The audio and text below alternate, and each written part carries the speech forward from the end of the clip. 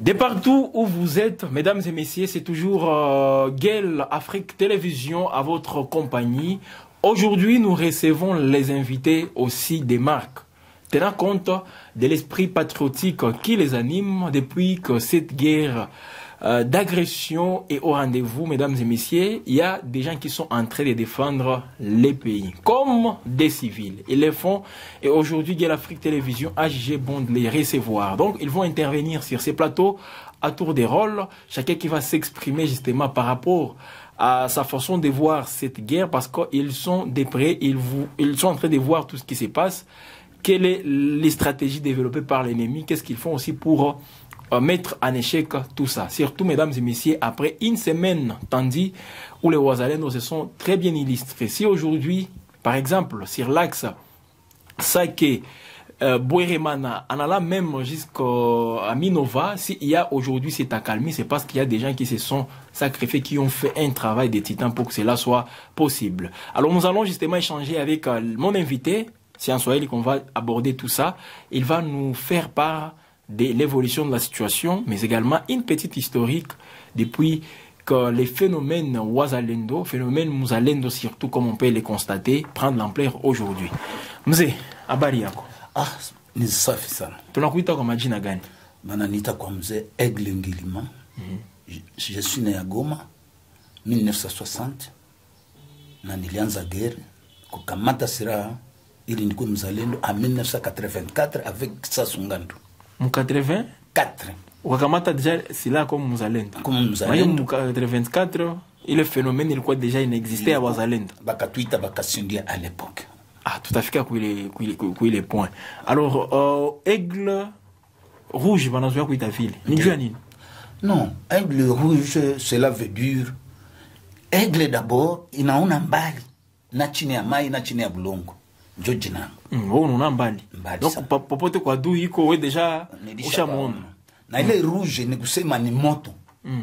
Maana ile moto wa masasi, moto nyenaza kuya niko capable ya kuirépondre. Mesdames et messieurs, c'est pas n'importe qui. En tout cas, il est entré. Si les ennemis qui peuvent nous suivre, l'armée rwandaise, les M23 partout, ils peuvent nous suivre.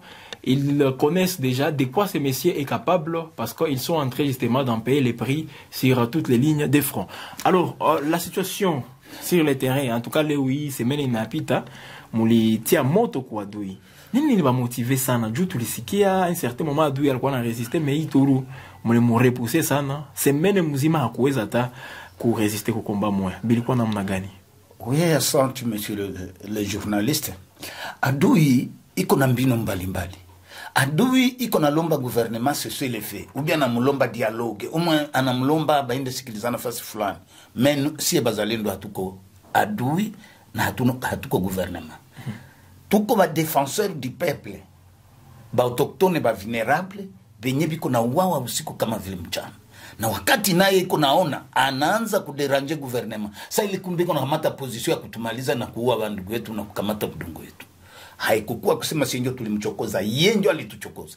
Puisque wakati kuna nataka sungumuza na gouvernement na iko nataka penetre akamate Goma, akamate Butembo, akamate Beni. Sasa si iko nakutana tuko macho partout, hatulali. Na kuambia nizaliwa 1960, je 54 64, mimi ningali napigana. Mimi ningali napigana sasa kiana wa 30.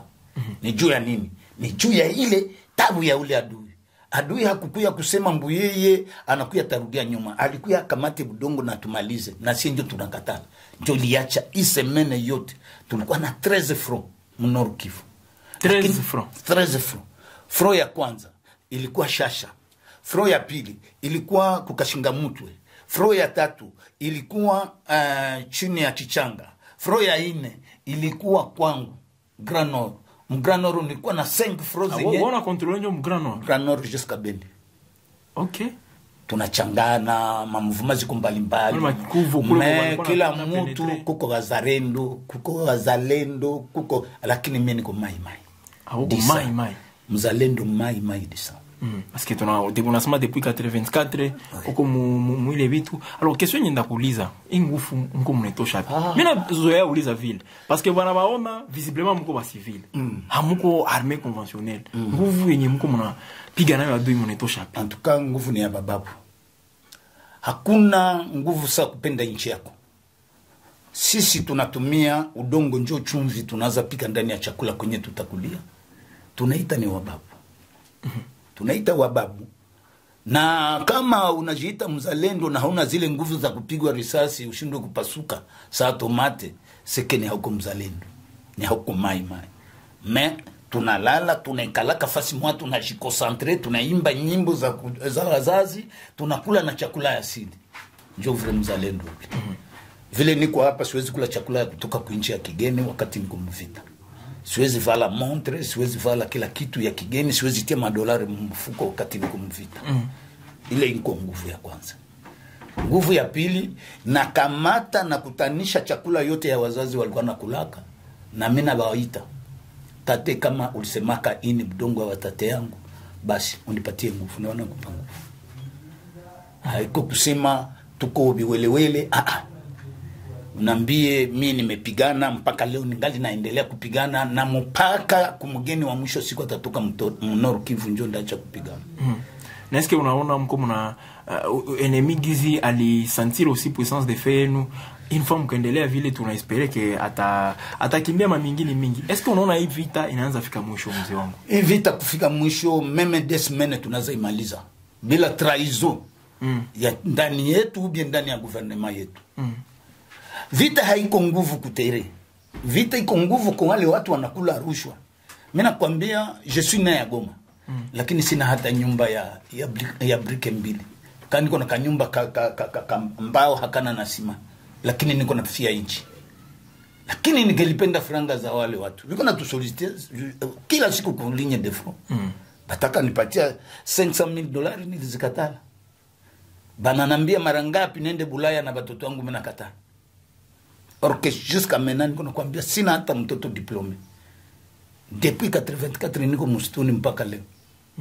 Mpaka tulienda mwa integration Kitona a 2014. Mpaka mimi natoka kwa Goma, ile groupe yenyewe na Kitona. Mimi ndio president wa ile groupe yenyewe ilitoka Kitona hapa Goma. Mimi ndio niko na document ya batu yote balitoka Kitona. Tutoka 780. Bana tout démobiliser par force. Bana intégrer M23 à Kitona. Na Kamina. Nous étions là. Na nikapigana Kitona, mlisikiaga barandi banapigana Kitona Kamina. C'est nous. Na tukakuya saba démobiliser, na tukafanya plateforme yetu ya ba démobiliser, mais ndio président provincial. Et les plateformes va démobiliser. Oui, hapa Goma. Niko na statut, niko na règlement de l'intérieur. Kwenye unasema vyote tunakomprendre gizu kuna histoire mrefu. C'est vile mzee. Kuna histoire mrefu. Mesdames et messieurs, Aigle Rouge en direct sur Gel Africa Télévision. Alors, utuambie sasa mzee, hii phénomène muzalendo mais depuis 84. Si tunayoa inaanza hapa munani mu 2022 justement 21 surtout ça Rwanda inakuya tena inapenda envahir Congo, inakuya mjina M23. Sasa tunaje bote ni Rwanda, si tunajua kwenye binanzia ya wazalendo mais unasema 84. Tupati kwenye ile historique. Nika historique kadogo. Tukapatie kabisa. Mwenye alikuwa mu 84 jina yake Kisasu Ngandu kutoka Mtanganyika. Akakuya kasema wazungu wametukolonize 80 ans, lakini Mnyarwanda kuinani atakuwa ametumaliza. Mkamate kila watoto ya wasultani waingie waende kujifunza silaha. C'était Kisasu Ngandu. Kisasu Ngandu wakati alitukamata sisi, mimi niko mtoto wa sultani. Akasema nyewe watoto ya autochtone wa sultani mkuye nende bafundisha silaha. Akatubeba kukilima ya Rwenzori ya Beni. Tukafundishiwa na Waingereza na Waganda. En 1984, 86 tukaanza pigana na Mobutu. Ndio lisikia kama bakasindie 86. En 92 nikakuya hapa Goma, nikaenda notama kusema kumbe tukue sie bote batu wa Nord Kivu, nikaenda hapa Kirochi. Nilikuwa ka anonande, nikasema kumbe na Bahunde bajiintegre na Banyanga na batu yote juu nilikuwa nimepata ideology ya Kisasu Ngandu kama kuko ba mvaise. Bebe batatuikaliaka na batatumaliza. Na hakukuwa mtu wa Nord Kivu, alikuwa mtu wa Katanga. Wakati nilifika Kiroche nikakuta ba General Mundos, ni bangali ba Kaderi, bangali ba Biana biko natumika na ba chef. Nikasema non, le Hunde, le Nyanga, le Tembo, le Shi tukue ini Shebote tukweba Kasindie. Sa ile uzalendo ilikuwa haiko. Kasindie. Mai Kasindie. Ilianzia Rwenzori Abeni. Mtuanga Paida. Kule yulu akilima. Njo kwenye tulijifunza silaha ya kwanza. Sa tulikuya wakati a 86. A 96 plutôt. 94. Hein? 94 kulikuwa gouvernement ya premier ministre Kenge Wadondo. Rwanda kulikuwa affrontement entre baba kubaba. Genocide yao. Kumbe Kenge Wadondo alikuwa mmoja wa wale wanilotiki. Akaenda kusungumuza na communauté internationale na Mobutu à l'époque comme président de la République. Bakasema Bahutu bakuye mu province ya Nord Kivu. Et les Tutsis doivent rester au Rwanda. Kumbe siye sasa ni kukuya sasa kutumaliza. Bakaingia avec des armes. Tukakosa ginzi tena kupigana nao. Wakati baliingia ilifale sasa na siye tugeuke sasa ba mai njo tukajiconstituer kwa mba mai par-ci par-là. Mais habakuwa naitwa bazalendo. À l'époque tulikuwa naitwa force négative. Kabila hakupenda tutingizi. Diaboliser. Ça qui va fallait au Rwanda qu'on va diaboliser. C'est ça, monde entier. Mie tukakamata tukapigana tukapigana na gouvernement tukachanga mimi kana nilipigana mingi nilipigana na gouvernement Kabila mpaka mwisho alianza kana mpaka vile tulifika mwisho tunapigana comme de maima. Mais hii bazalendo kwenye natokea wakati president actuel anakuya constater que il y a un force moins mchi. Ndio watu walimu. Akaexploiter. Tukatoka mjina ya kiforce négatif tukakuwa wazalendo. Wazalendo cela veut dire quoi? Wazalendo ni 4 principes. 1, inafaa kuwa autochtone. 2, akuwe traditionnel. Unaweza kuwa autochtone na hauko traditionnel. Justement. Unanifata? Ndio. Akuwe autochtone encore traditionnel. Traditionnel pourquoi? Unaweza sema nikakula imboga bichungu na imboga bichungu nikaichanga risasi alitanipika. Ukale unaijua. Ule ndio vile mzalendo. Haiko mwenye iko na apewa arme tu na anaanza pigana hapana. Haiko mwiko na nyanyasa raia mwingine. Hapana kutia mabariere. Mie nikakula kia raia. Siku ile risasi inaanza toka Kigali na nipasula. Njoo sina tena force. Niko buchi, niko pumbafu. Juu ni kilapu. Ukuwa mzalendo. Ukuwe autochtone, ukuwe traditionnel. Na ukuwe localement au moins na village d'origine. Juu utaenda kwa Kongole wa Kinshasa, njoo unaanza kuya ukumbuko mzalendo. Haito. Unasikia? Na kama unaona tuko na force kushinda armée yetu. Je tuko kupulonga batate yetu. Anaweza toka mema Kinshasa. Autochtone. Oui, et traditionnellement. Juu mnaanza sema ima inafunga kamba, enemy hata pita hapo. Sasa kule makashinga mtu na nafasi yote. Enemy na vingine tuko na mteka ni makamba mjia, hatuna armée, tuko na Kalashnikov. Yeko na drone, yeko na mabombe, yeko na maroquet. Les forces ancestrales. Tuna neutralize. Juu ya kupenda nchi yetu hapana hatuko wazalendo wale wenye hawiko wa autochtone ya hii province. Si tuko benye hii province. Très bien. Hatutapataka province mbili, wala localité mbili, wala village d'origine mbili, wala groupement mbili, wala chefferie mbili. Mkongo nilizunguruka Kinshasa Kitona, kule hakuna localité yangu. Hakuna na groupement yangu na village yangu. Village yangu ni hapa. Nord Kivu ndio unaanza ni identifier. Très bien. Asante. Voilà, mesdames et messieurs, c'était Aigle Rouge. Il vient de nous donner une historique justement avec les phénomènes Muzalendo. Il parlait de Mai Kasindie à l'époque. Voilà, j'ai retenu justement tout ça. Et il nous a également donné les secrets, qu'est-ce qui a fait à ce qu'il puisse aussi vaincre l'ennemi d'Iran. Toute la semaine passée, et vous-même vous connaissez, mesdames et messieurs, les sorts que l'ennemi a subi. Alors, je vais recevoir quelqu'un d'autre, sa tour de rôle, mais ça sera tout juste après ces courts instants. Les prochains déjà avec nous sur ces plateaux, mesdames et messieurs, pour parler de la réserve armée de la défense. C'est vrai, c'est aussi un instrument très important qui est déjà institutionnalisé parce qu'il y a les animateurs au niveau national, mais ça tarde justement à se constituer dans toutes les provinces. Parce que c'est ce qui donne aussi un fondement beaucoup plus légal à ces Wazalendo qui sont en train de faire un travail de titan aujourd'hui. Messieurs, c'est un plaisir. Comment vous allez? Nous allons très bien. Oui. Alors les noms, vous appellent? Le nom m'appelle Banguera Célestin Rifan. Oui. Je suis aussi membre du mouvement de l'Alliance pour l'article 63. Oui.